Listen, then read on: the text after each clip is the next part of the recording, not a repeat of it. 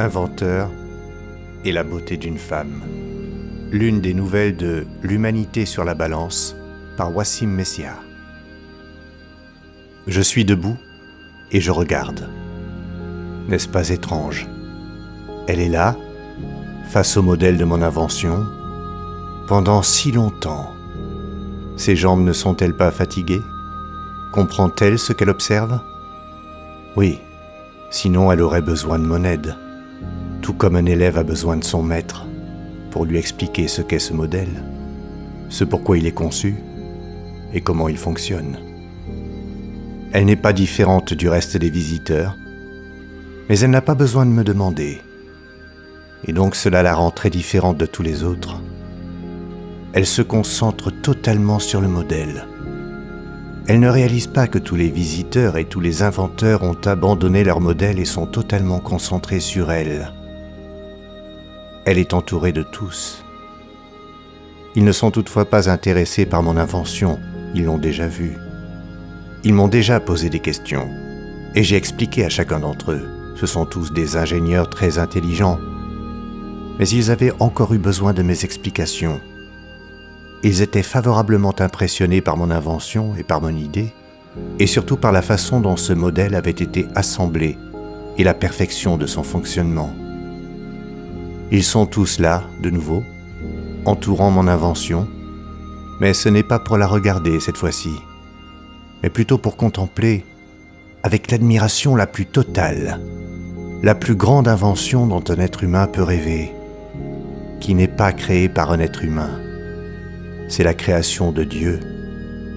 C'est la beauté de cette femme, son corps, sa longue chevelure ondulée comme des vagues et recouvrant quasiment toute la partie supérieure de sa courte robe.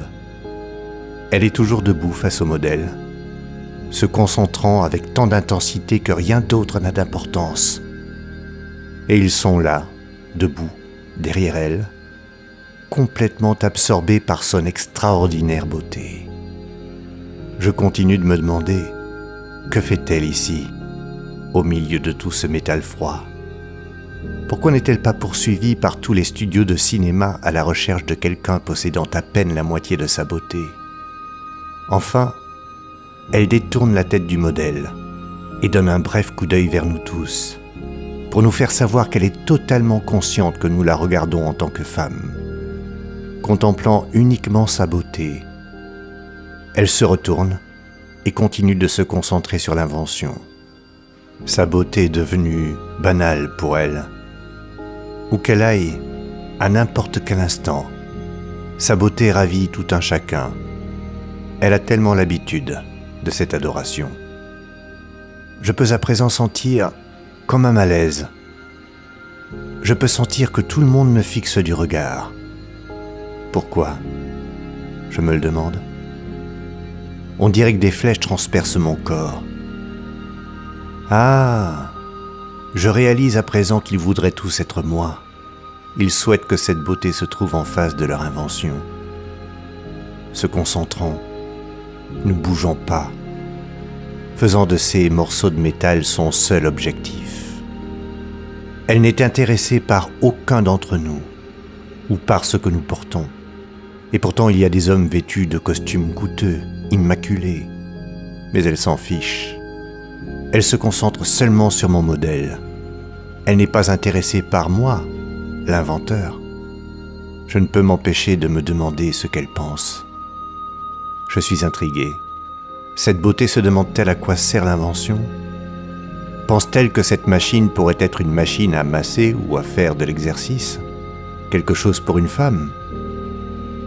Tout le temps qu'elle a passé immobile devant mon modèle, essayant de comprendre dans quel but je l'avais conçu. Soudain, mes pensées sont interrompues par un mouvement de la femme. Elle nous regarde, examine le groupe comme si elle cherchait quelqu'un qu'elle reconnaîtrait. Elle fait un signe au balayeur proche et lui pose une question. Il m'approche pour me dire qu'elle veut me rencontrer, l'inventeur du modèle. Je suis toujours médusé par sa beauté. Je dois repenser à l'invention. Je ne dois plus penser à cette beauté et me concentrer sur mon modèle. Je réalise à présent qu'elle ne comprend pas quel est l'objet de mon invention.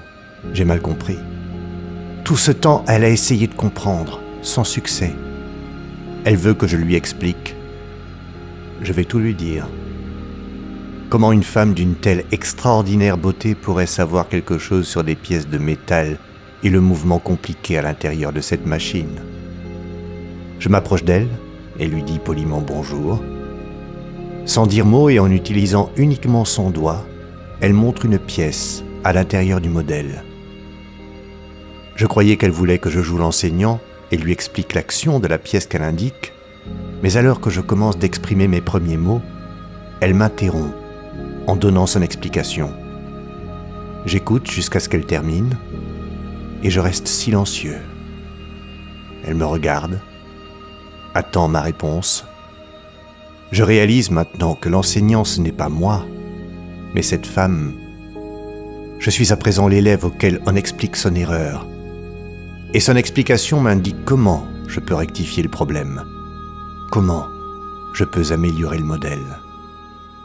La gêne que je ressens n'est pas d'être corrigé en tant qu'inventeur, ni que l'on me dise que j'ai fait une erreur.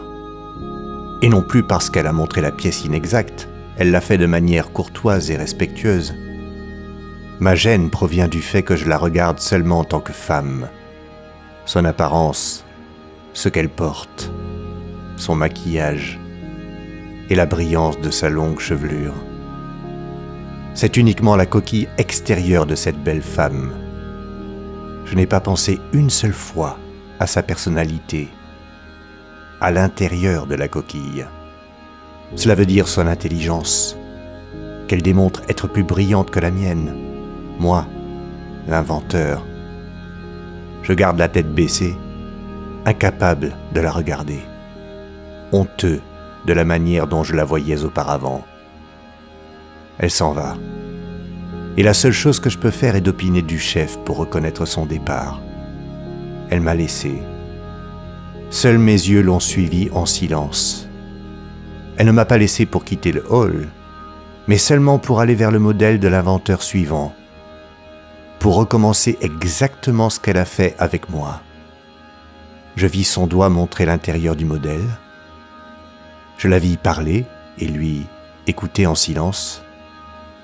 Et je vis sa tête s'incliner tout comme la mienne. Lui, tout comme moi, ne peut relever le visage pour la regarder. Je sais la signification de cela.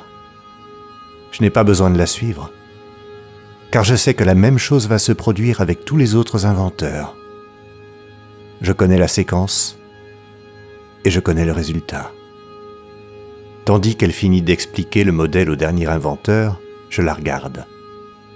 Puis, je me concentre sur les yeux de tous les visiteurs et inventeurs. Je remarque un changement. Ils ne la regardent pas comme ils le faisaient lorsqu'elle a pénétré dans le hall des inventeurs.